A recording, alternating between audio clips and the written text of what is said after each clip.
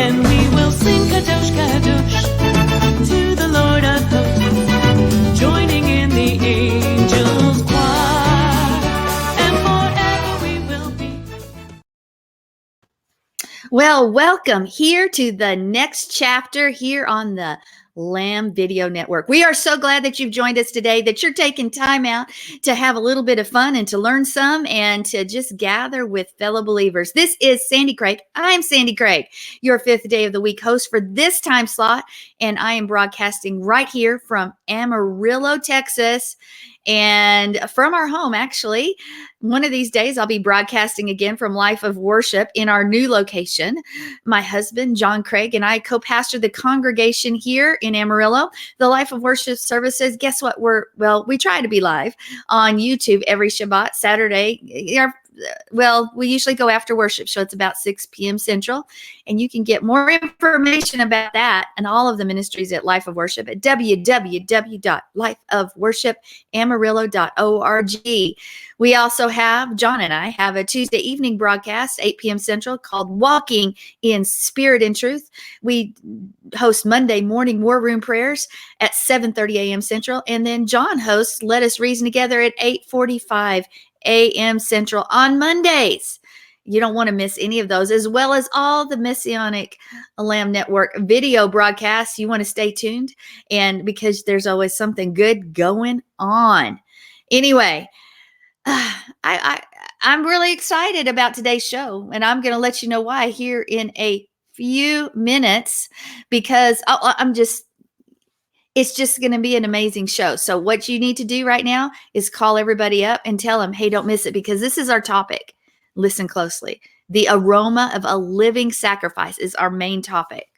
And maybe that gives you a few hints of our guest. Well, I'm not introducing her yet, but I'm going to give you it. It's Nitsa Moshe. Yeah. Nitsa Moshe from Remedy and Remnant Radio. Yeah. We're going to talk to her in a few minutes. Well, today is our 8th show for the next chapter, and it's time is ticking. That's all I can say. And we have announcements here at the network. Just some news that you need to be aware of. Planned Parenthood employee admits to trafficking in baby body parts. Yeah, that's a news show. That's a bit of news you need to be aware of. And it was on Let Us Reason Together with John Craig, Sandi Craig, Joe Cameron, and Mark David Smith. And also the depravity of humanity, because they don't walk in truth. And that you saw that on the next chapter while back by Sandi Craig, Joe Cameron, and Mark David Smith. The surge of psychotic violence is also a news story you need to be aware of.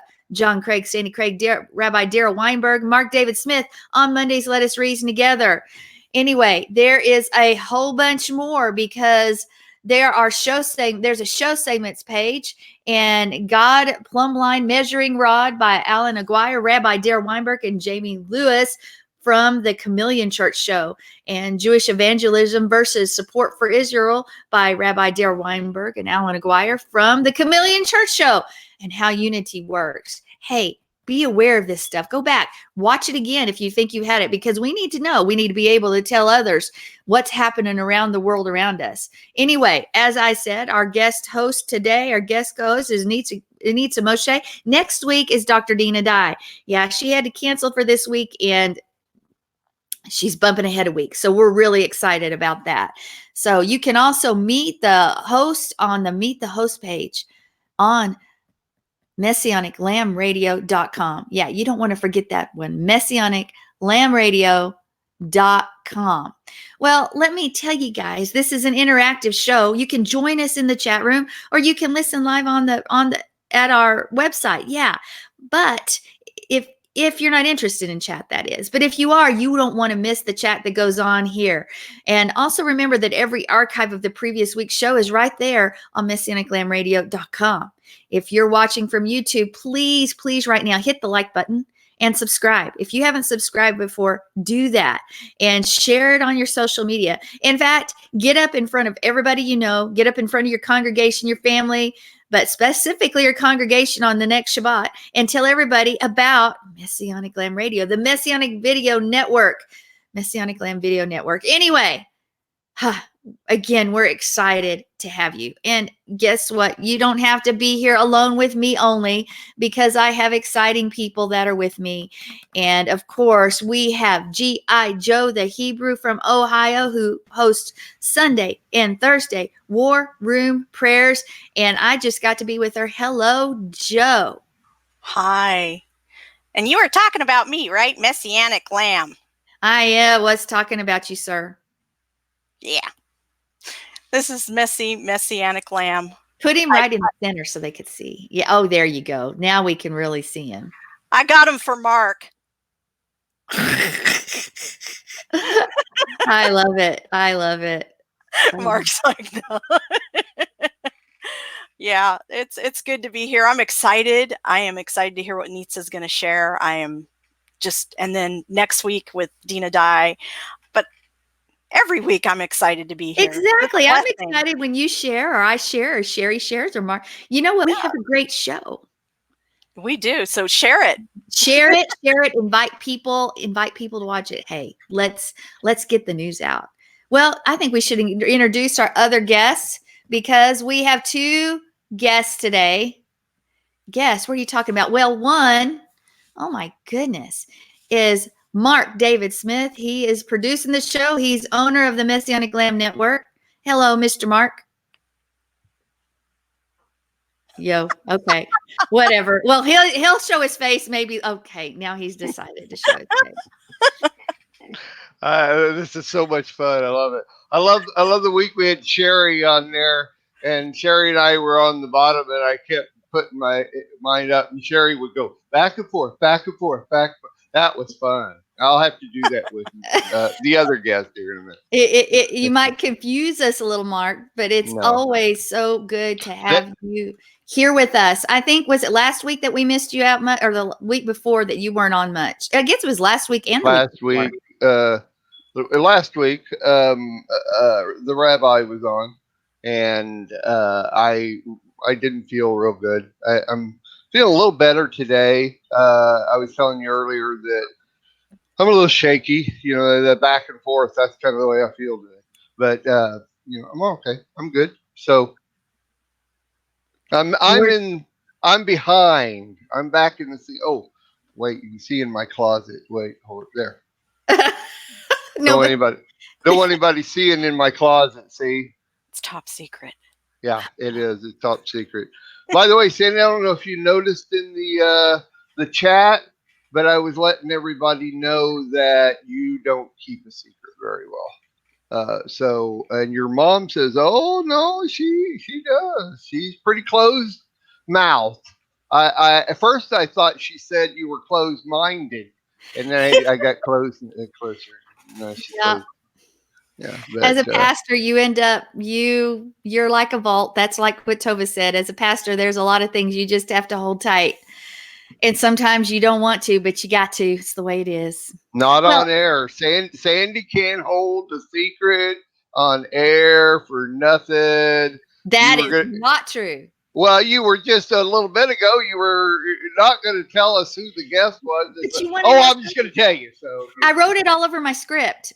And so I was like, you know, I have Nitsa's name. Speaking of Nitsa, before we go on, let's just introduce her. Nitsa Moshe, the host of Remnant Remedy at remnantremedy.com. She is here on Messianic. It's here on Messianic Radio Thursdays at 5 p.m. Pacific, 7 p.m. Central, and 8 p.m. Eastern. And here we have Nitsa. Hello, my. Okay. Are you dizzy? That's like when the strobe. Are you dizzy? That's because he's got those unclean dinner behind him.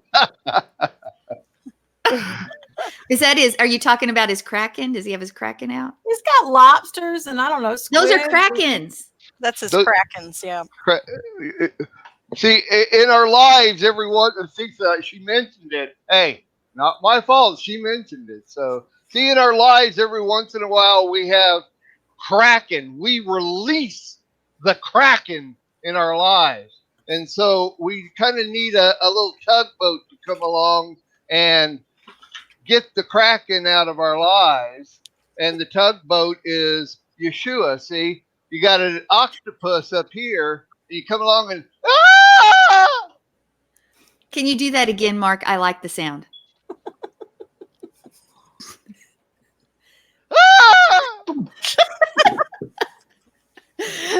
Hey, Release the Kraken. release the Kraken. Well, I have a question for you guys. This is the get to know you question. too. So everybody gets to know all of the people here on the next chapter.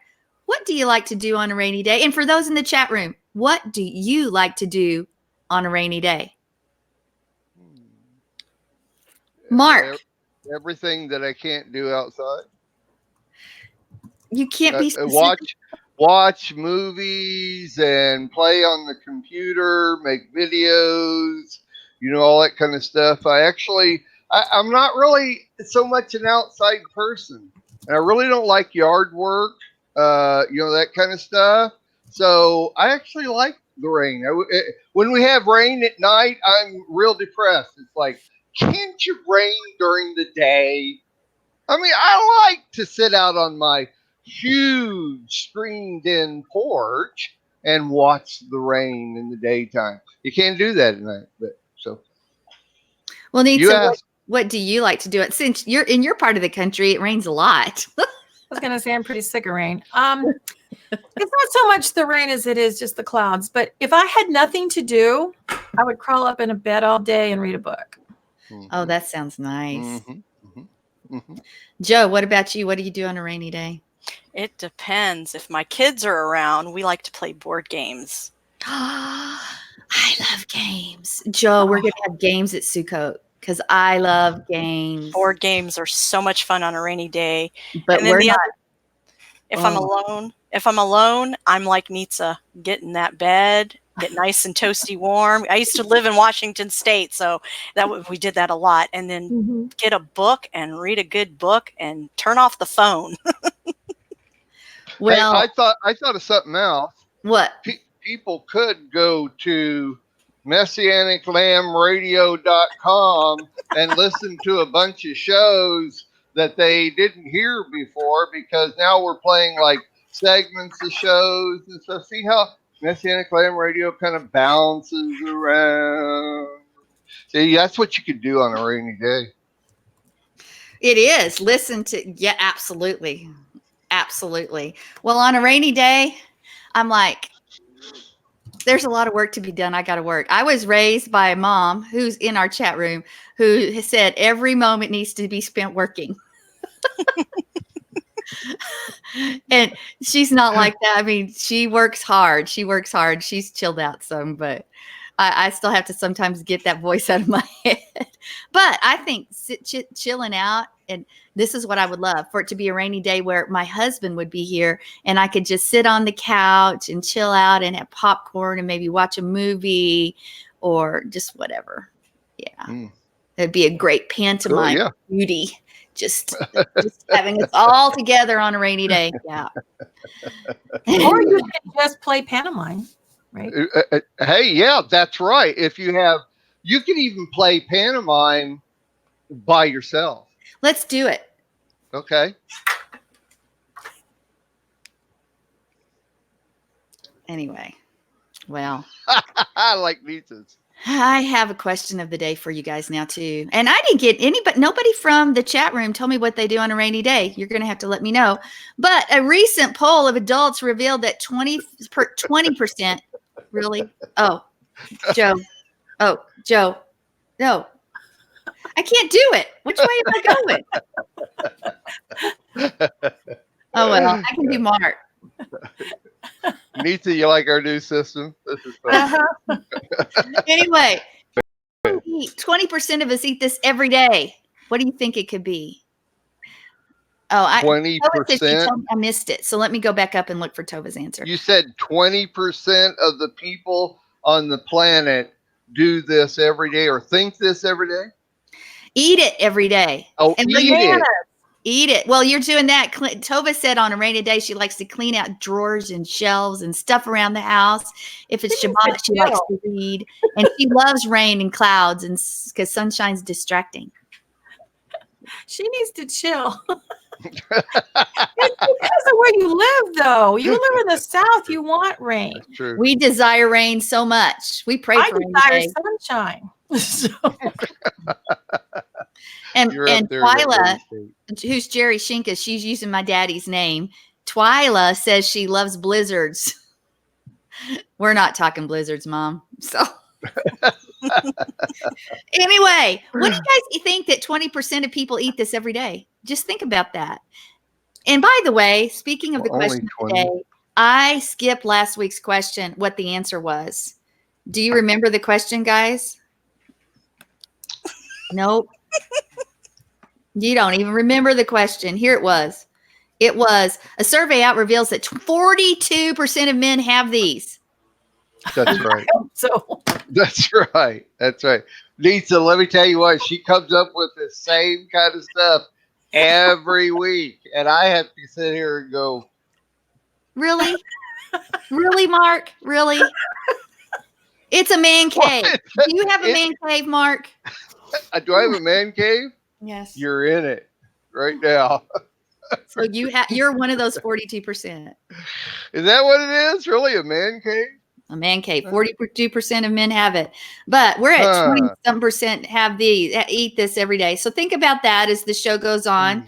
And I want to tell you about a game we're going to be playing today. We have a secret word that we're going to be using, and it's up to you guys to guess what that word is. Yeah, we're going to be using it throughout the show. You need to figure out what that word is. Hey, let us know. There's no prize. It's just a woo, woohoo. That's all you get. Yeah, right. Woohoo. No, it's you make sure you do that well. Woo! that's right. That's a Hey, Texas woo-hoo. because we have Nita on here, I have a question that maybe you three ladies can help me with. There was a point in my life when I was doing a lot of different pharmaceutical drugs. And I mean, not illegal drugs. Prescribed, correct. They were, prescribed drugs. Okay. Well, I still do a few. There's a few illnesses that I have that require me to do a few pills every day. And I have a problem. Now, y'all are familiar with these things, right? Mm-hmm. Everybody has seen these, right? Yes, I detest them, but yes. Well, the I'm 65. I've had to have those for the past 20 You're years. traveling, okay. Well, anyway, my problem is that I can really there's really I only 2 days of the week that I can really take my pills. For instance, like You got I Monday get through up. Sunday and you can only take them 2 days? No, my problem is that when I go to my pill dispenser and I'm thinking, okay, it's today, I need to take today's pills. And there's really only 2 on here that has a T on it for today. So I can really only take my pills 2 days a week, and I don't get it. Can you guys help me so that I can? Oh my. I'm going to tell you to get a little marker and learn the days of the week. Oh, They're put not- a T on every day? No. The little thing here, just mark it, move it around, stick it with a note today, and just move Today. it every day. Oh, well, gosh, that is. There I you knew go. you guys could solve my problem. I think that was a little bit of wacky news, actually, which we have News Attack. We have the News Attack. We need to get an intro for News Attack. Yeah, Okay. we do. Here, let me write that down. News. Hey, think about this. Some people have no idea where everyday food comes from. Yeah, a new survey found that many of you have no idea. In fact, 2% of people think that bacon, which we don't eat, right, comes from a cow. So I guess they're talking pig. Well, beef bacon does. But I heard Tova sent me this thing that talks about how all bacon is carcinogenic. Yeah, Even beef because of the chemicals and the nitrites in it. And Well, that may be possible. Tova, did you have to do that? I finally get a bacon I like, and now I'm going to have so to. turkey bacon, bad. Cow Well, bacon. so is grilling on the barbecue. Yeah, we don't do that anymore. Yeah. Well, It's really, but you could do it once in a while as long as you detox. as long as you detox. Okay.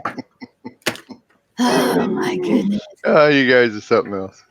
Anyway, I don't remember. Did I tell you about the ice cream, the hot dog and spicy mustard ice cream before, since we're on that No. kind of junk? No. Well, Mark, there's an ice cream just for you. It's hot dog and spicy mustard ice cream. And I think they created it for you. I'll bet it's as good Gross. as bacon shakes. Yeah, that's just disgusting. Hey, I don't eat spicy mustard anyway.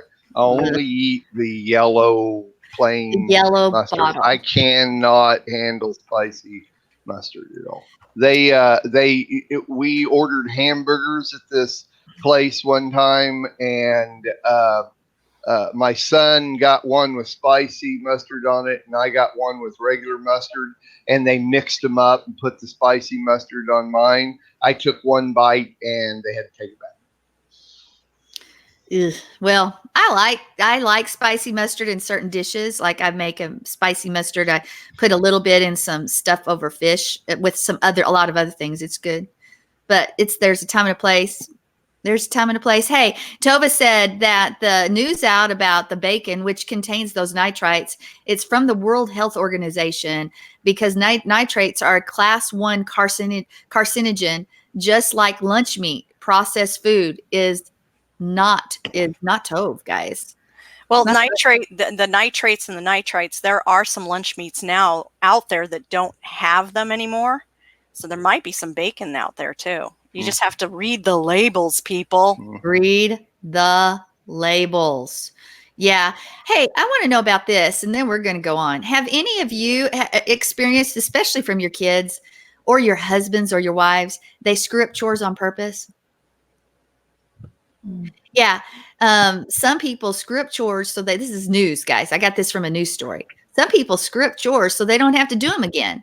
Do you hate doing some of the chores? Do you fake an illness, or worse, screw them up so badly that your significant other wouldn't ask you to do them again? Sounds lazy and selfish. Oh, yeah.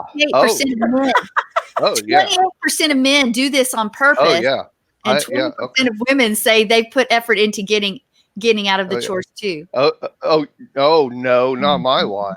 No, but I will do that just so. Honey, you're not watching, are you?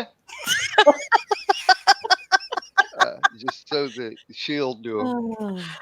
Well, have you guys ever done that? Surely not, right? It would never cross my mind.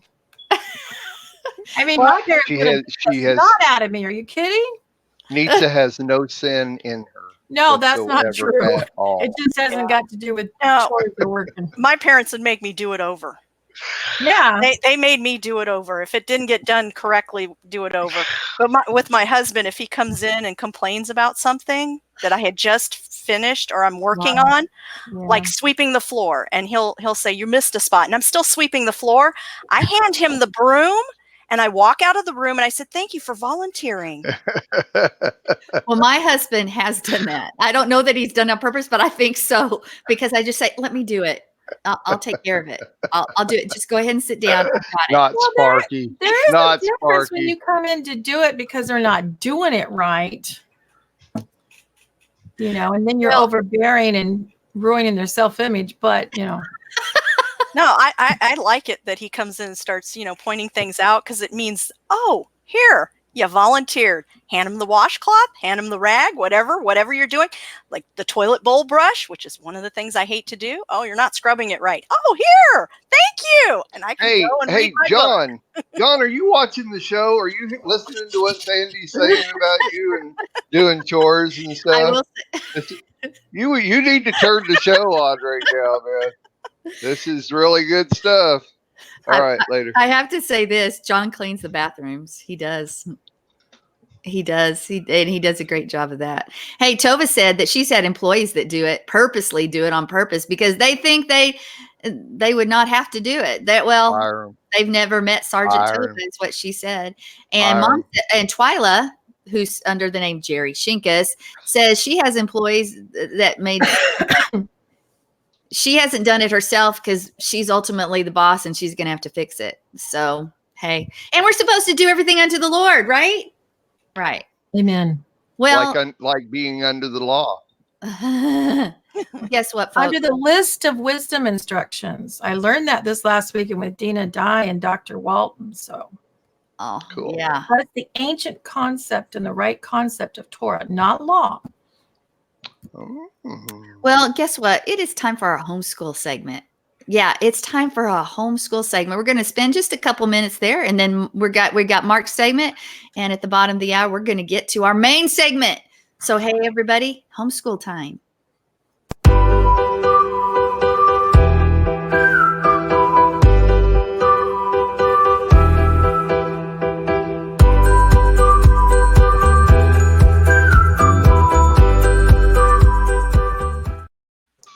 Well, you've decided to homeschool, and we talked about deschooling. I think it was a couple weeks ago. And a lot of people don't understand what deschooling is. So I thought I would just bring up a couple of suggestions that I've used over the years for deschooling. And this time of year, everybody's in school and you're sitting there going, I don't know what to do. I haven't gotten my curriculum yet. And you want to do it like school, but you said, no, I don't want to do it like school. So you're trying to figure it out.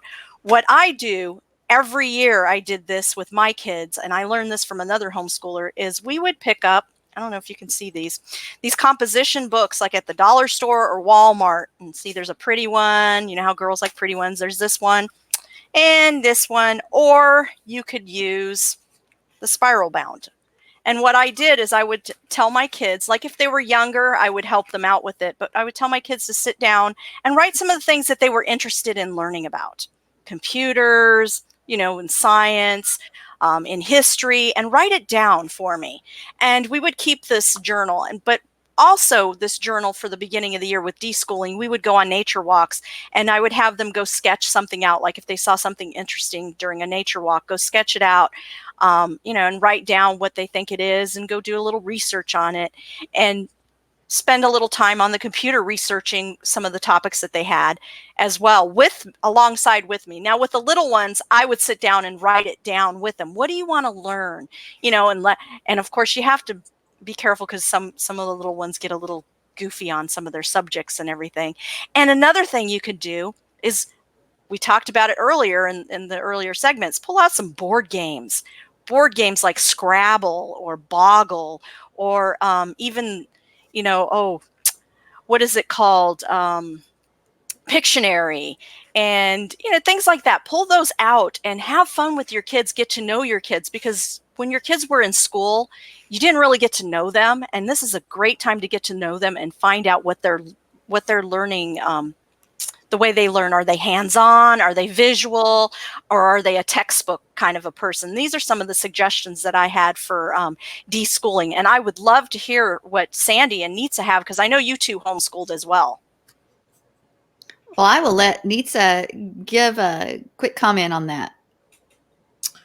Well, one of the things I used to do is, especially with the smaller children, is I would have them just draw or color whatever they were listening to, whatever story we were reading, even if we're just reading the Bible, and or they could get up and they could pantomime and show us their pictures and drawings.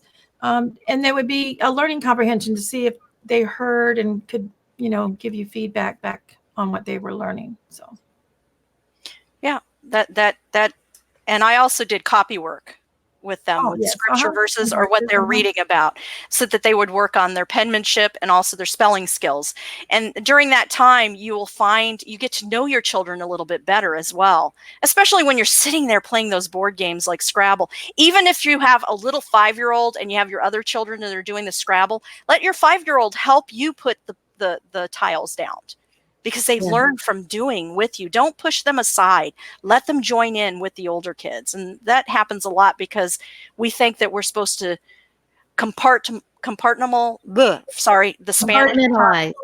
Spanish tongue does not work on certain words. So there you go. There's one word you found out. You put kids in those boxes, and we don't need to be doing that. It's a family, and we're to be together. Well, take the math and learn math. I know that for me, Jonathan was a very whole body learner. He never sat still in a chair. He'd be on his head. He'd be, and to get him to see and touch, to go maybe have class outdoors or learn outdoors or bring it, just now there are times when I put him in a chair and it seemed more like a classroom, but there are other times, especially when he's younger, that whatever you're teaching, you go out and you explore it. You explore it outside. You go around your house. You're learning shapes. If they're young, you go around your house and you find every shape. That's what I'm doing with Mariah right now. We have circle day, or we have square day, or we have red day, and we go around the house and we find everything that we can do. And she's just 18 months, but she's doing it. So Yeah, one of my sons, he's like your son, Jonathan Michael. And one day I saw him sitting still, which amazed me. And I was like, what is he doing outside sitting there? And he was kind of laying with his hands, like this on the ground and just kicking his little legs up. And I'm like, okay, something's up. So I went, and he had his notebook sitting there, one of these composition books. And I said, what are you doing? He says, Mom, be careful, be careful. I said, be careful of what? He says, you're going to kill the ants. He was sitting there watching these ants. He put a piece of bread on the ground where these ants were, and he was sitting there watching these ants work. And he was just spending time watching them go back and forth. And every once in a while, he would draw a picture of them or write something down that he wanted to know more about ants. So Wow. even something like that we think, oh, that's a waste of time, and some parents would have kicked that away. That's not a waste of time. That's them. The frontiermen and that came across the country, Lewis and Clark and Captain John Smith. They mapped out and wrote all that information down for people to use. That was educational. And I mean, how did they study all the birds and classify them and all the animals? Yeah. I love exactly. And my daughter tried to make a raft to go down our creek. and it was so much fun to watch, because she would build it and she would put it in the creek and it would sink, and she goes, okay, I got to do something else. And she'd find different things. And she was learning like an engineer. She was learning like Lewis and Clark, because people have to go across a river. They had to build a boat. They had to figure out how to do these things. They didn't have a textbook teaching them. And this is how they learned. And it was so much fun to just sit in a chair and watch my kids, their different abilities of how they learned. And I had my oldest son, he was always with his nose in a book. I had to sometimes take the book out of his hand and say, run, play, so I love it. It's fun. But this is something to look into and do, because you will see how amazing it is, and it will really free you up. Exactly. Sounds good. Well, thank you, Joe, for this homeschool minute. And we have another segment coming up. What is it? It's Mark's segment. And I'm just going to give you the title. You figure it out. You take a guess. As soon as. It's all yours, Mr. Mark David Smith.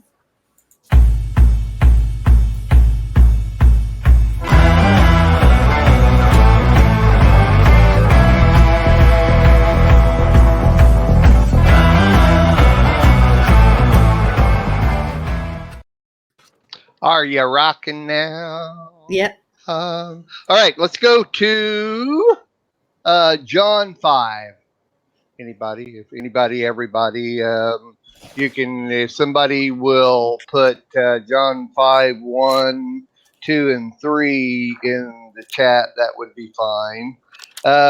John 5 says, after this, there was a Judean festival, and now I'm actually reading from I'm reading from David Stearns. And anyway, after this, there was a Judean festival, and Yeshua went up to Jerusalem. In Jerusalem, by the sheep gate, is a pool called in Aramaic Bet Zeta, in which lay a crowd of invalids, lame, crippled. In verse 2, does anybody else have anything that says that they were under a porch or anything like that? Nope. Mine says really? having 5 porches. 5 porches, right. And what translation is that? Or porches? Well, no, what translation are you? The King James. Okay. It's a colonnade or an interior piazza. Right. Right, A exactly. stoa. Mine says the Okay. sheep's gate. Yeah, A but what? under that it says like 5 covered colonnades.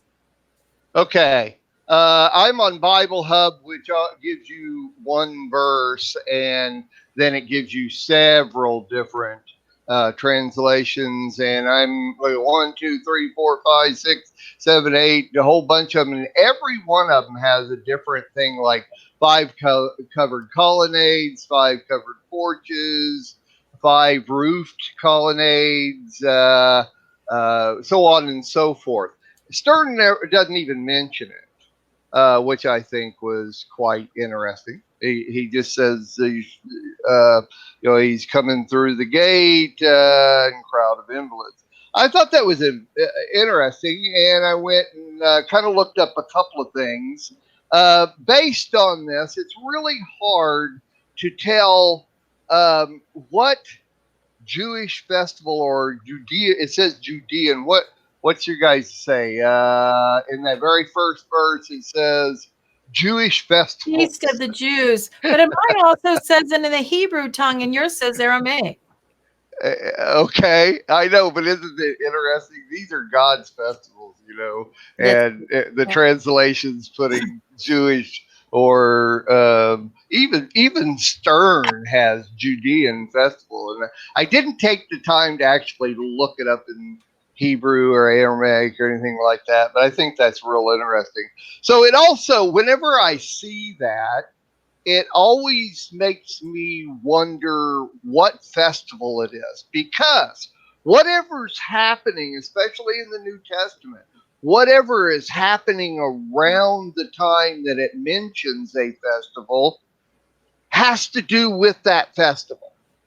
But in this verse, in the first verse, it really doesn't give you any inclination even of which festival it is or what they were doing, short of these crippled people laying underneath the colonnades or the porches. So I did some major research here, and I got across the board an extreme wide variation of it could either be Passover, Shavuot, or Feast of Tabernacles. The 3 major feasts where they have to go up there, go to Jerusalem. And of course, it mentions Jerusalem twice here. So you would almost assume that it has to be one of those 3 festivals instead of one of the 7. And so as I looked, I already had a preconceived idea because of what's going to happen here. Going down to verse, let's see, in which lay crowds of invalids. I see. Stern has a little asterisk here talking about the water moving and all of that kind of stuff, which is apparently not in the original text. Then verse 5 says, one man was there who had been ill for 38 years. Yeshua, seeing this man and knowing that he had been there a long time, said to him, do you want to be healed? Well, and in most texts, verse 4, let me jump over there real quick. Verse 4 in a lot of different texts talks about, for an angel of the Lord went down at certain seasons into the pool and stirred up the water. Whoever then first, after the stirring up of the water, stepped in was made well from whatever disease with which he was afflicted. No wonder they took that out of there. That's too spiritual, man. You can't have that kind of spiritual stuff in the Bible. That's just ain't right? Okay, let's put it this way. Now, the 3 of you are very well versed in the Moedim.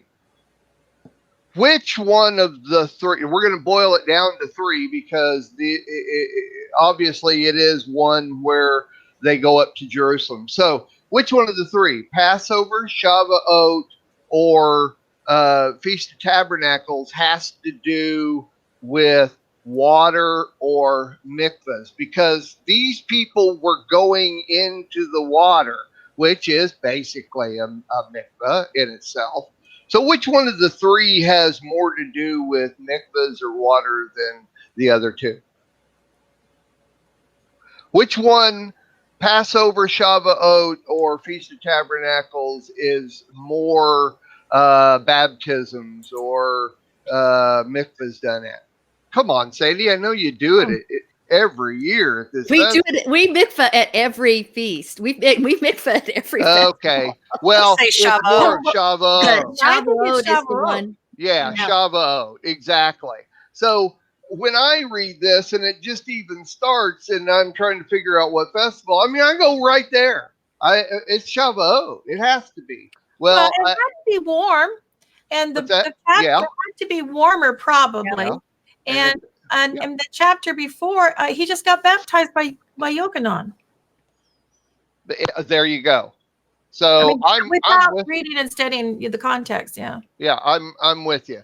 Okay, let me read a real quick thing here. And it says, 7 weeks after the exodus from Egypt, the children of Israel stood at the foot of the Mount Sinai and prepared to encounter God. That day, which came to be known as Shavuot, has been understood in Midrash commentary on biblical texts as the day of the marriage between God and the Jewish people. So going to Exodus 19 and jumping through the text there where they are on the mountain, it says God proposes, see 19:5.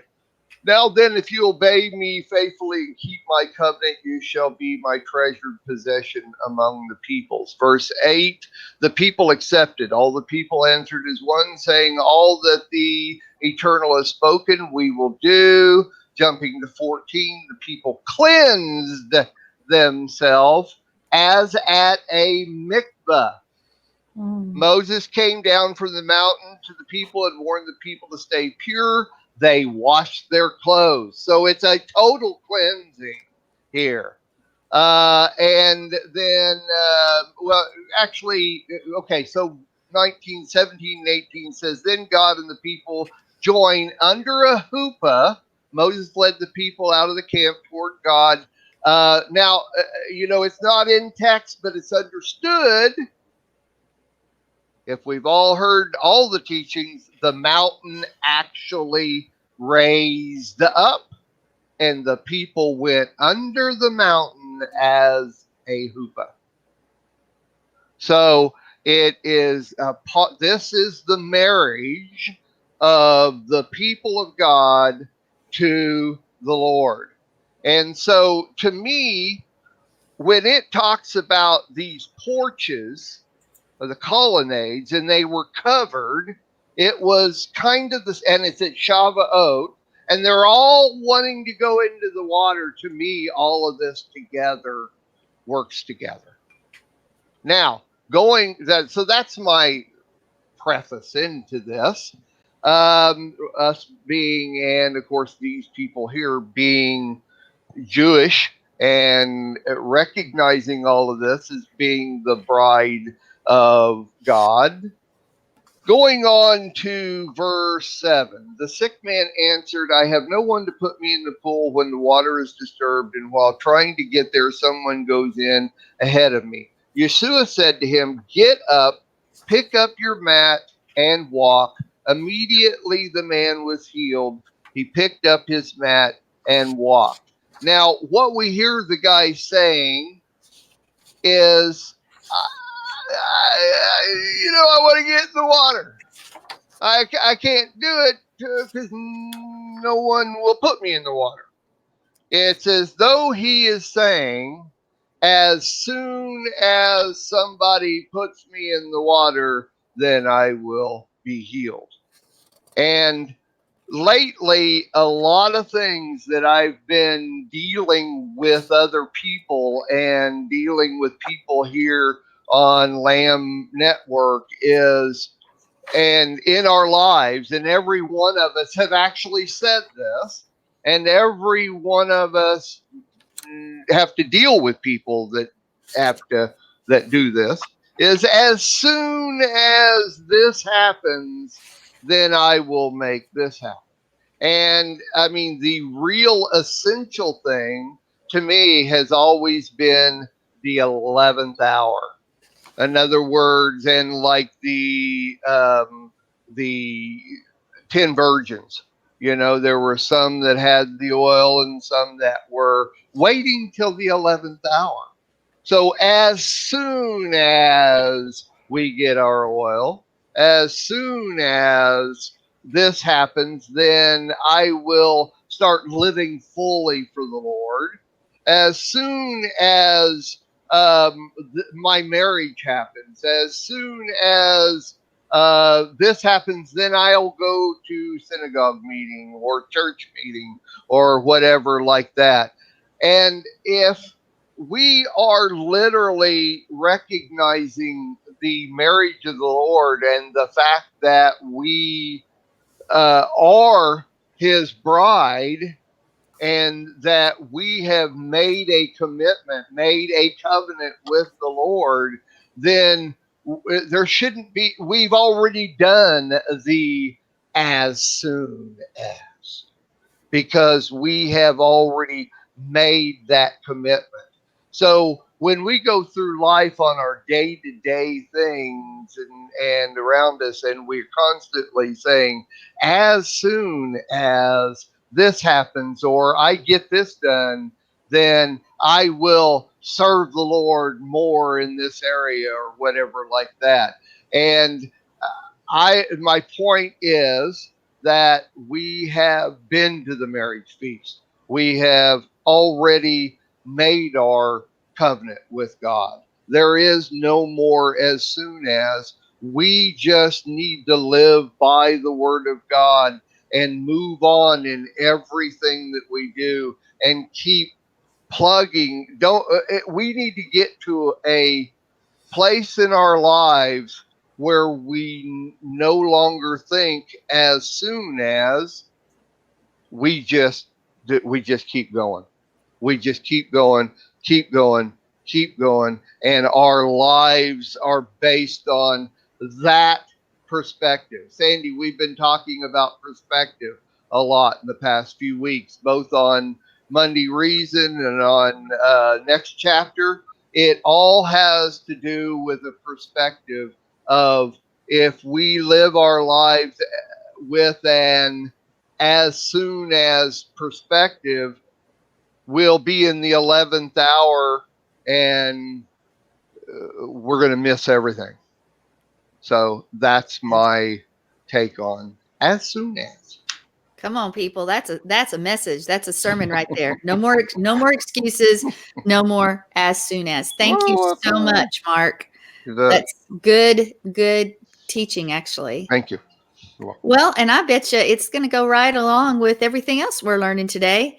And it is time for our main segment, the aroma of a living sacrifice, brought to us by Nitsa Moshe. We are so glad that you've joined us, and it is yours, Nitsa. Well, as soon as we discipline ourselves and put our spirit over our flesh and pray and fast, we'll have a revival. How's that one? No. I'm serious, though, really. Okay, so let's see, 7. I just checking the time here. Okay, so I'm going to try to cram a little bit of a lot. So basically, my thread of thought has been this last year. I don't know about you guys, but for me, it's been a really attack.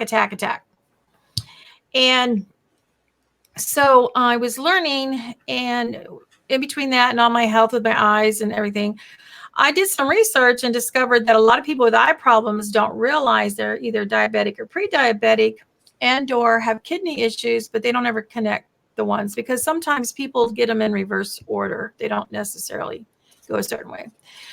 So I started fasting. And while I was fasting, one of the things I asked my Father was in heaven is, why is it that when we fast and pray, he hears us? Throughout Scripture, it seems like if it's something important or we really want to get his attention, we fast. And from an aromatherapy mind, And all through the scriptures, you know, the word wind, spirit, breath is all the same word. Aroma, it's, you know, it's the wind, it's the energy of something that's flowing. And we know that in the tabernacle, the ketoret, if it wasn't done by a certain family, because sometimes they would try to get someone else to do it for a least amount of bartering price of whatever, that they wouldn't get the ketoret incense to burn so that it goes straight up. And our prayers are compared throughout scripture with the incense, right? And so if we're praying, and I think there's some other scriptures, you know, if you're not walking in Torah and you're not being obedient, etc., then the Father's not going to hear your prayers, or your prayers seem like they're, you know, they're meandering. They're not really going straight up. And so I was just getting this picture in my mind that when we fast, he seems to hear us.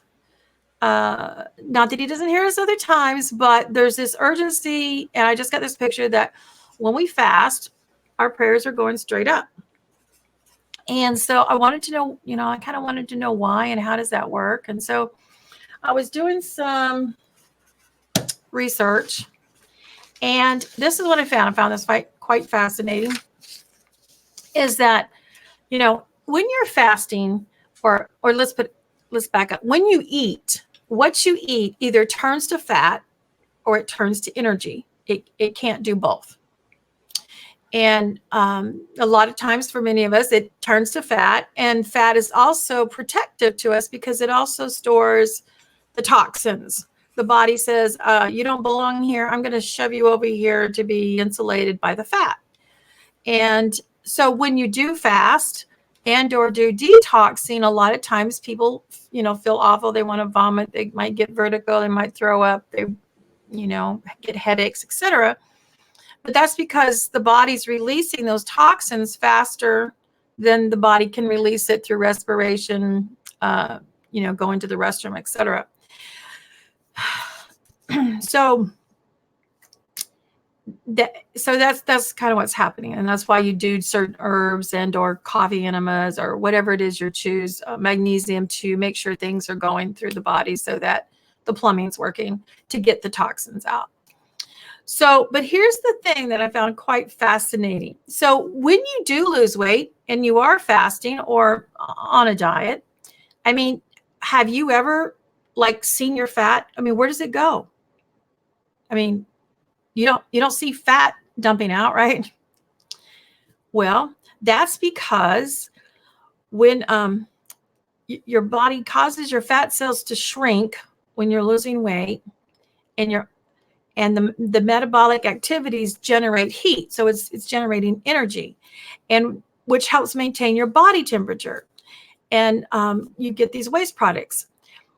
And basically there's this modulation of this energy from the fat. It doesn't just come out of the body as fat. It starts changing. And it turns into mostly water and carbon dioxide. So basically we lose our fat through urine and sweat, but primarily, I think it was 70 to 80% of it is coming out of our lungs as respiration. And understanding those verses and all those connections to aroma and breath, that therefore makes us a living sacrifice when we're fasting and praying. Literally, physically. And so that aroma of fasting is going up. And also fasting is a time for the body to come under submission of the spirit, and to listen to the spirit and the will of the mind instead of us being controlled by the lust of the flesh, in this case, food. And then I was doing some research on the Essenes, and I was also attending this fasting summit with these doctors. And I found that everything that these men in modern history were doing in research and saying about fasting was basically the same thing that the Essenes knew, you know, like how many thousands of years ago.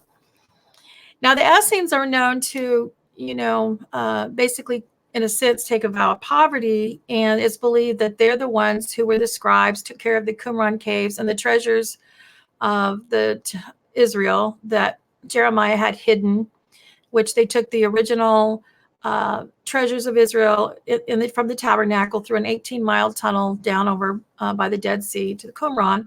And I believe that is what, when you read about the Copper Scroll, that's what that's talking about, is that hidden treasure that's still there today in the desert. I believe personally in the future, when they allow them to dig and take this out, the original Mishkan is there. And side note, I think it's going to be going to Bozrah. But anyway, I believe that people are going to be in that area, kind of like a refugee camp.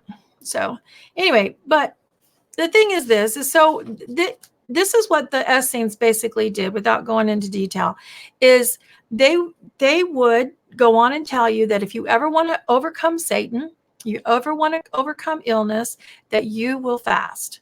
And you will fast at least 1 day a week. And you would do a 7-day fast every 3 months, basically every season. And they also say that they would say or describe it as you would eat from God's table or Yahweh's table, which, is basically saying if Yahweh grew it, created it, so God's table is in the fruit, the vegetables, nuts and seeds, etc. And so that's what they did. And they lived a very long time. They were very not into, being indulgent. And they go on and on about all the health benefits and how it overcomes the enemy and how all sickness is from overindulgence and basically a sin against the living stones tabernacle. So then we come to modern history and we're having all this science now. And if you don't know about a Dr. Fung, Fung, I would recommend that you might want to look him up. He is reversing diabetes in people and a lot of diseases, a lot of cancer patients, etc. Of course, we know now that the number one thing that you don't want to do when you have cancer is to use sugar because cancer feeds on that. But what they're finding is basically the same thing. If you fast for 3 days, autophagy begins. And autophagy basically means that your cells are cleaning up the junk. They're getting rid of all the stuff that blocks your system, because it's really not about today how we don't get defiled. Because, even if you had a perfect garden, unless you lived in an atrium and never left, there's no way you're not going to be defiled by what's in the air, what's in the chemtrails, what is around us, etc. It's really what I've been learning for the last 3 years is about how fast and how efficient your body is to detox for all the channels to be moving. And a lot of us, our bodies do not detox fast enough. And so the toxins override so much, they go into disease and or make inflammation and other things worse. And for instance, if you have arthritis, 3 years ago, a lot of people don't know this, but I could barely walk up and down the stairs. Arthritis was really, really bad. Today, I don't suffer from any of that because of fasting and detoxing. And so they're finding with this fasting and the research is that after 3 days, autophagy really starts kicking up. Now, what I found fascinating was at 7 days, a 7-day fast, and some say it may begin before that. At a 7-day fast, our body is regenerating stem cells, making new stem cells. Now, with all the stem cell technology and some of it having to use, aborted fetal tissue, etc., it just amazes me that really it boils down to we just need to tell our bodies to come in underneath an order, and we need to strengthen our spirit, because when we fast, we're making our mind and our bodies become echad and balanced, instead of the body and the lust of the flesh overcoming the spirit. And my thought was, in my case, one things I've been healed of so many things through nutrition, natural means. But the one thing that I have not been able to overcome is bone loss because I don't absorb. Of course, we can get into all kinds of gut things. And that's another thing. When you fast, you're helping your gut heal. Within 3 days, your lining of your stomach, etc., intestinals will start to have new cells. So you're also in the process of healing your gut. And you could do not just water fast and lemon, or there's all kinds of things that you can do about fasting, but you could do a juice fast. You could do a broth fast. But that was my main thing, is like, how do I get healed enough so that I'm absorbing all the nutrition that I'm taking to grow back the bone? And so that was what really got my attention about the stem cells. 3 years ago, we had a car wreck. I had 2 herniated discs and a blown knee. I didn't have surgeries. I was in pain for 6 months, but I was fasting and cleansing and rebuilding with bone broth, and I'm fine.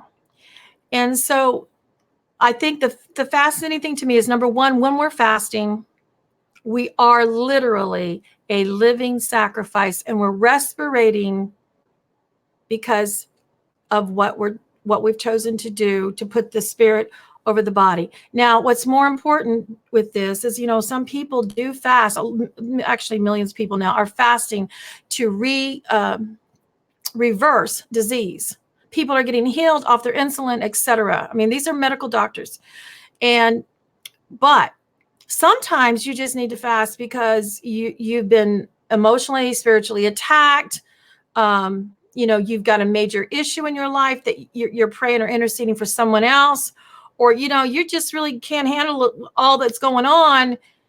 But I have found that just by hitting the fasting and the water fasting, it brings clarity to the mind, clarity to the emotions. We have to understand that emotions is energy in motions. And so you're also detoxifying the brain, literally, mentally, etc. So you're healing the body, and you find yourself in this place where those things are much clearer. You can handle the stress better. It seems like some of it even dissipates. And so, basically after 3 days of fasting, you're not hungry anymore. And about 8 o'clock at night, for a lot of people, most people, there's this, I think it's a hormone called ghrelin that tells you you're hungry. And if you can tell your body that, okay, so I'm hungry. Usually when you're hungry, you're actually dehydrated and you need more water. But if you say, hey, I know this feeling is going to go away, so I'm going to endure with my will, my mind, and my spirit, and pray, and you're going to go away. And it does. And I know this is a challenge for a lot of people, but I find that this is the number one problem in, I'm talking to myself, but this is the number one problem with people. And what Father is showing me is, and I want to get really fast to this actually goes all the way up to revival, because when I started researching things about revival, because of these wooden earrings that were taken from a tree where the Great Awakening started, I was learning about this. And so what I found that was interesting about revivals, almost every revival starts with fasting. Almost every one. And the second Great Awakening, which started in this valley of this area called the Rogue Harbor, and it was actually called the Red River Revival. And it was an area in Kentucky where this second Great Awakening started. And basically what happened was there was this, I believe he was a Reverend McGregor, and I think he came from Pennsylvania, and he was with the city folk or the town folk, and he was a pastor there. And evidently he was too powerful of a preacher, I'll put it that way. And they didn't like him. They didn't like him so much that they threatened him and put blood on his desk. And so that caused him to leave the city folks, the hotty-toddies, and go out to this place called Rogue Harbor, where all the pioneers and the trappers and, all the sinners and the drunkards, etc., country people were. And he took over 3 churches, 3 congregations in this area. And for 2 years, he preached and he preached, and he couldn't get them to do anything except for one thing, and that was fasting. And I believe it was only 1 day a month. And after 2 years, the Great Awakening with the power of the Holy Spirit, all the signs and wonders and miracles happened over that period of time. And a short little side story is there's a tree there, a maple tree that's several hundred years old, that got hit by lightning, and they had to remove the tree to protect the building.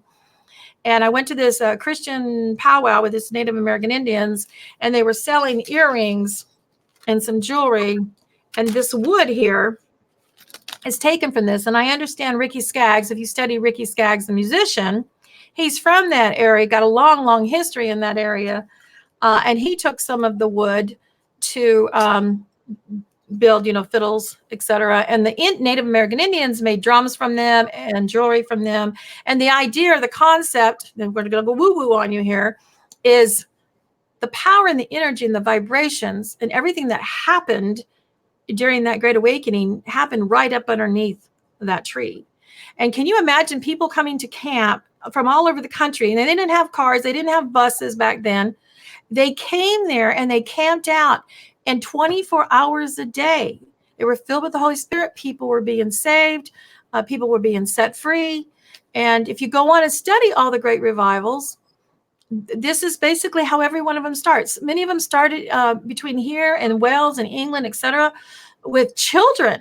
We're talking small elementary children to, a little bit older children, with fasting and prayer.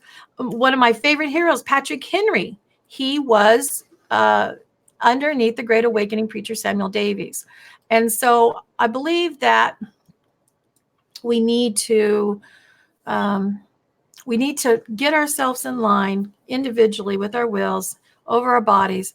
And I'm convinced this is going to solve about 90% of our problems that we have amongst our brethren with each other. And we cannot become one. We cannot be Akkad, and we cannot overlook each other's differences if we can't even overlook the difference between our spirit and our body and get that under control.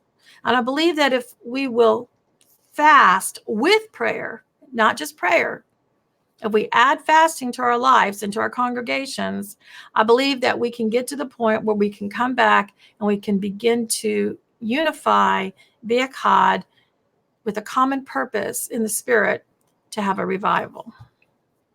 Amen. And that's what we need. That's what we need as a people. Hey, Neets, I had a couple quick questions just because you gave a lot of good information. And when you're talking about fasting, specifically the fasting that regenerates, and I know I've read articles on it myself, what is the best type of fast for that? Is it a complete fast, a water fast, a juice fast? A water fast. But that doesn't mean you can't do a lot with bone broth. And a lot of vegetarians, this is my experience, a lot of vegetarians, and I have been a vegetarian, but I'm not now.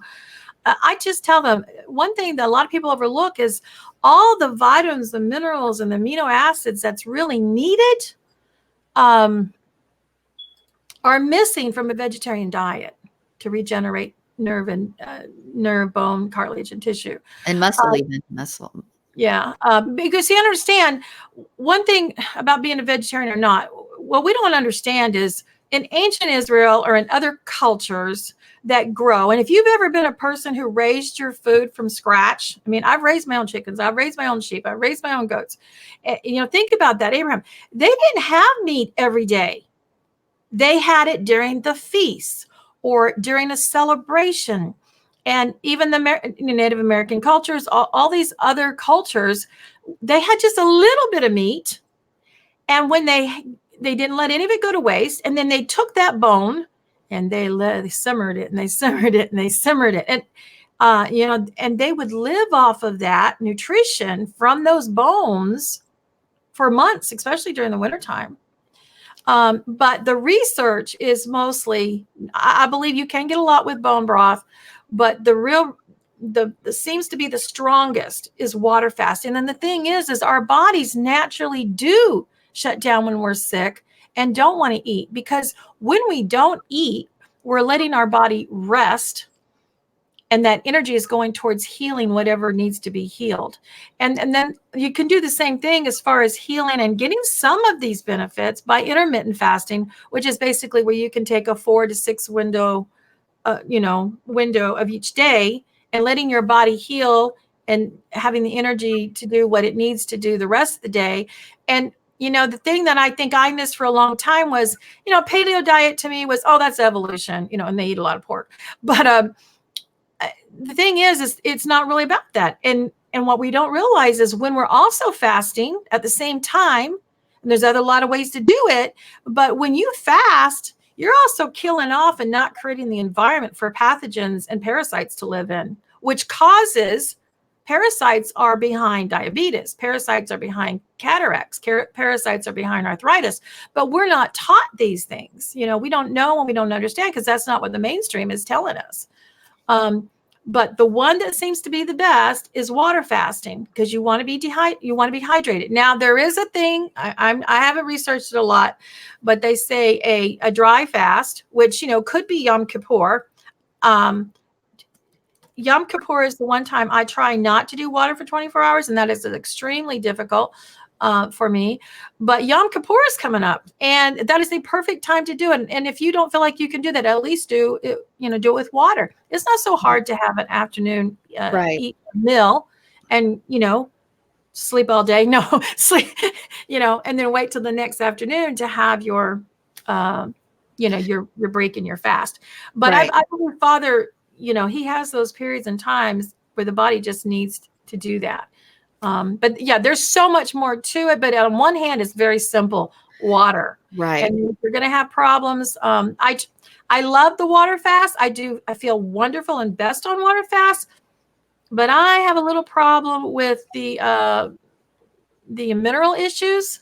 And so a lot of times I will do just bone broth fasting because I need all those vitamins and minerals for my bones, and so I won't get spasms all the time. So right, yeah. But we're going to go into detail, and a lot of that is Sakota actually. So well, and that's going to be interesting. One more thing, and then Tova, also for you, water. Does it matter? Do you use the alkaline water, the bottled water? That's for you, or just water out of the tap, which is so full of other nasty stuff. Oh, well, you want clean water. Yeah, my last thing for you is Nitsa, is you had talked about combining it with detox. What is I know we can't spend long, just a very short time. What is the best detox to do along with fasting? And how does it happen? Well, you are detoxing just by fasting, right? But there are some amazing products that we actually have been using and experimenting with, and I got approved as a practitioner from Cellcore. But I want to tell you about this one product because I've been taking herbs and doing herbs for 40 years. Okay. I've seen some amazing things happen, but this is like the most immediate, amazing thing I have ever seen. This is called Para One, and we'll have them on the website soon. I've been selling them like crazy, but I ain't got them on the website. I ain't got no. But anyway, what's in this bottle is Mimosa pudica seed. It has to be the seed. And once it gets into the body, the thing about this is not like bentonite clay or charcoal, which is all good for binding to take toxins out of the body, right? This is also nutritional. And it's kind of like a silly putty once it gets wet in the body. It's also got a mucilage property maybe to it. And it just grabs a hold of whatever's going on. And even though you thought you were detoxing and you were doing colonics or you're doing coffee enemas or you were doing herbs, whatever you thought you were doing, this is a game changer. Okay. Could you hold that closer to your camera so people, what's it called again? It's called Para One. You might put that in the chat here in a second. Para One. How do you spell that? PARA1. And you can get this at remnantremedy.com and go to Pure Shimon. And you're not going to find it there right now, so just email me or contact me. And we have full courses of we have full detoxes. Like we have a mold detox. We have a complete detox. All kinds of detoxes with these products. They're wonderful. And there's only a couple of companies that actually have Mimosa pudica seed. But I'm telling you, I can't tell you, like within a couple of days, the stomach, a lot of people can get the big intestines cleaned out, but they can't, they have small intestine issues. I'm telling you, you could just watch your body go down. And if you look on toilet, you're going to go, oh my God. And then it becomes a war. Now, for a lot of people, that's like really gross and they don't want to talk about it. They don't want to go there. But you know what? When you see them, you're going, this is war. Okay. Right. And hopefully in the future, we're going to have a show here. Jessica Fisher, who did the Holiness Vibrations show with me, we're going to come on and we're going to do a coffee talk bottoms up, because we also have a coffee routine, a booster for those who do coffee enemas. And for those who don't know, coffee enemas are excellent for detoxing, making your body make its glutathione, helping the liver release. Coffee going in the inversion way has a whole different effect on the body, and also pain and inflammation. Anyway, it has all kinds of things that happen that trigger your body to do the things it's supposed to do, but can't because it's become so toxic. Anyway. Right.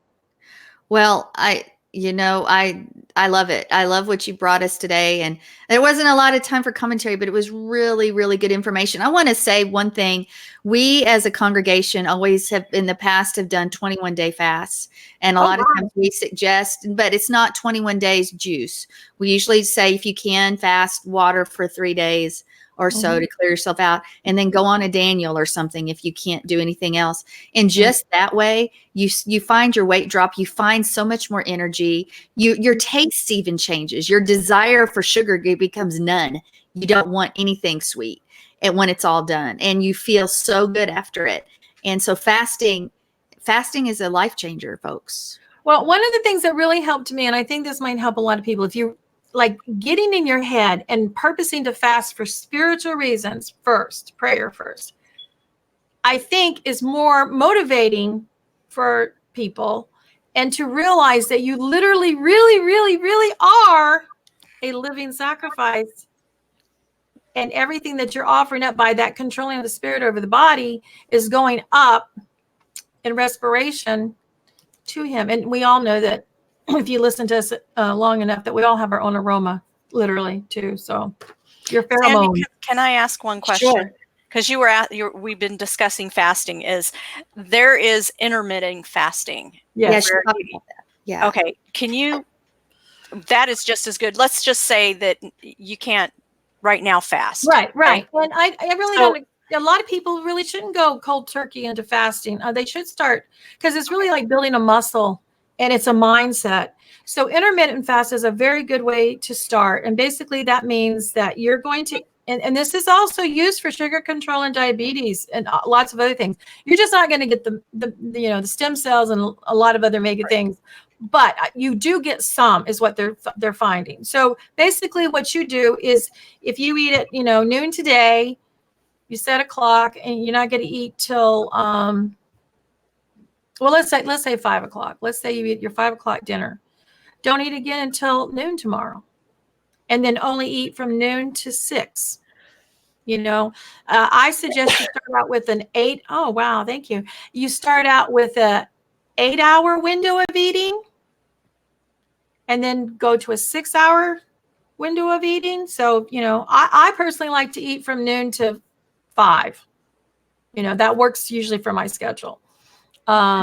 But the more you can reduce that, so you're basically exercising. So just start out with, I'm going to eat only 8 hours during the day, no snacking after that 8-hour period, and then go to 6 hours and do that. And, set a day aside. Some people like to fast on Shabbat.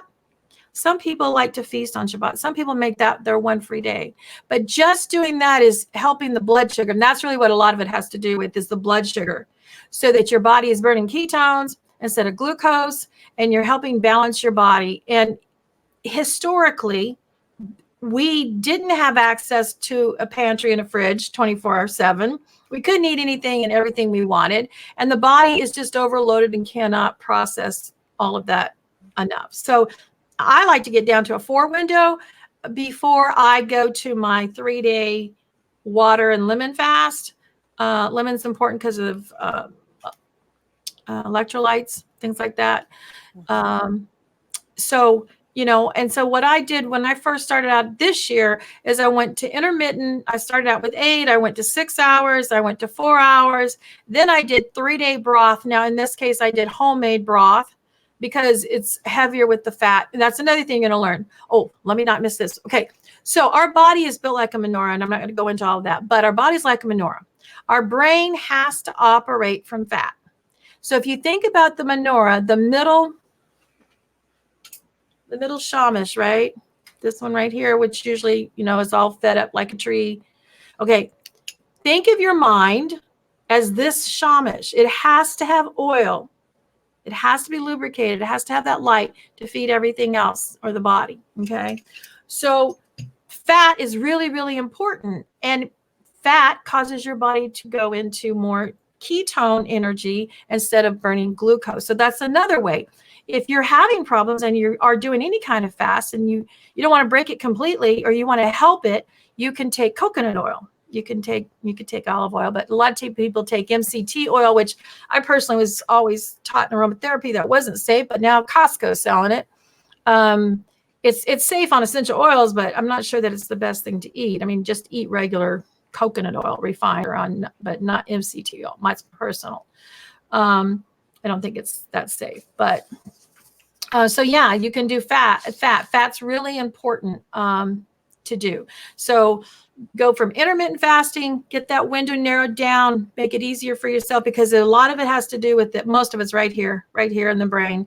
And then go to your 3-day broth fast. I happen to like to have the bone broth protein and the multi-collagen in the powder form by Ancient Nutrition or Dr. Axe. Because then when I'm traveling or I just need it right away, so I kind of do a back and forth between, I got fresh broth that if I don't use it right away, I freeze it and I use, and then I have that powder, and then I can take it wherever I want and I can use it however. So then go to your 1 day, go to a 18-hour water fast. Go to a 24-hour water fast. And then go to 36 hours and 48 hours, because you're going to get yourself, most people, especially if they've never done a lot of detoxing or fasting or anything like that, they have to work their mindset into it, because we are so taught that if you don't eat, you're going to get sick and you're going to die. The biggest problem about when you get sick is just stay hydrated. If your loved ones don't feel like eating, watch animals. They do the same thing. They don't want to eat. But we have been taught, and we teach our bodies to override that we have to eat. And so, anyway, Dr. Fung, there's a lot of them. There's Dr. Pampas, Dr. J, but Dr. Fung, especially if you have obesity and kidney disease and diabetes, because they are reversing it. People are getting healed. And I think that's phenomenal. Did I lose you? So your information is so great, and we were talking about, or we could listen to you all day talk and teach, and because this information, people are ignorant of it. Wouldn't you say that, Joe? Oh yeah, definitely. This is why I wanted to have her bring up a little bit more about the intermittent, because some people like to dive into fasting and then they fail it and they think, oh, I can't do it, and they don't try again. So, like she said, try intermittent fasting to start off and then go from there. It's just like reading the scripture. It is. Jonathan is actually the one that got me to start intermittent fasting about a year ago. And not that I ate much anyway. I think I was doing it without knowing it, but he is really big, or it was, not now because he has to eat whenever he can possibly get food. But he was the one that got me started doing intermittent fasting. And because especially when you're working out, you just drop weight. You drop weight that way too. So. Well, and you get more energy. I do intermittent fasting, and since I started it, which has been a while, I've noticed more energy within my body, and also the sleep issue. Getting more sleep as well because of intermittent fasting. And I also, yes, I'm going through menopause. I know TMI for some people, but it helps. Intermittent fasting does help with menopause as well. So. Yeah, there's a whole science behind it. It's really quite amazing. And then just to go back and see, they knew that 2,000 years ago, Yeah. Well, everybody, thank you so much, Nita. We're going to have you on again soon. Maybe to continue this, maybe to tell us something else. I've loved it. Thank you so much for joining us. Thank you, Mark, for joining us today and running the helm. And Miss Joe, thank you for being my partner always. And guys, re-listen to this. You're probably going to learn a lot more and have a little laugh. And don't make your day and your life an as soon as day, by the way. Yeah. Yes, fast now. If you don't know what that is, you need to go back and listen to Mark David Smith's segment, As Soon As. By the way, when all four of us is on there, it looks like a pantomime that we could do. But does anybody know in the chat room what our word of the day is? Well, I'm going to tell you. If you didn't guess, it's pantomime. Yeah, that's our word of the day. That's the word we use several times throughout the broadcast. We're going to be doing that more, so be ready. By the way, did anybody get the answer to a recent poll of adults revealed that around 20% of us eat this every day? It's cereal. Cereal. Yep, that's what I thought. Gross. Yeah, my husband eats that almost every day, and it's like, really? I'd love to throw that box away, but I didn't hear it. What is it? Cereal. Cereal? yeah. Really? Cardboard. I thought it was octopus. Oh, right. Yeah. Anyway, guys, thank you for joining us. Next week, we have Dr. Dina Dye going to be on this program. Spread the word. Hey, again, like this show, share it, and watch it again. Yeah, do that. Anyway, donations to Lamb Radio. Man, donations are important, but most people think money is what drives the ministry. Lamb believes that without prayer and praise, one has no ministry. So please donate as y'all leads. And until next time, the next chapter, don't forget it. Put it on your schedules. What, Mark? Stay hydrated. Stand under a waterfall at least an hour a day, and that's all the water you'll need for a week. That's it right there. Oh my. What we have to put up with just to have me on the show. Hey, we love having you on the show. You invited Sorry about me. that. I didn't mean to do that. I didn't know I was going to go up on the screen. Okay. Well, everybody, thanks again. It's time for us to go on with our day. Yeah, bless you guys. We love you all. And shalom. Shalom. Shalom. We'll be dancing in the street.